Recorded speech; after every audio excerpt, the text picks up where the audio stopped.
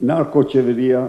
Sali Berisha doli të hënën përpara gazetarëve për të denoncuar sipas tij atë që ka ndodhur me zgjedhjet parlamentare të 11 majit. Kryetari i Partisë Demokratike denoncoi me video, gjatë konferencës për shtyp me gazetarët, një episod që sipas tij tregon shpërndarjen e parave nga njerëzit e qeverisë.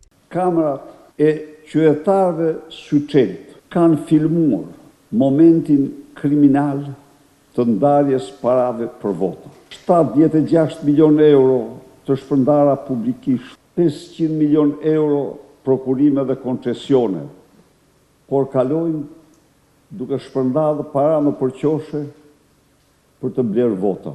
Kryetari i Partisë Demokratike u pyet nga gazetarët për procesin e rinumërimit në Tiranë dhe nëse priste ndryshim rezultati. Çdo njeri që ka dyshim për numërimin e votave në komisionin e numërimit, le të kërkojë rinumërim. Zoti Berisha udhëheq opozitën në aksionin që e quan denoncimin e zgjedhjeve të 11 majit, për të cilat thotë se qeveria vendosi pushtetin e saj për të deformuar vullnetin e shqiptarëve.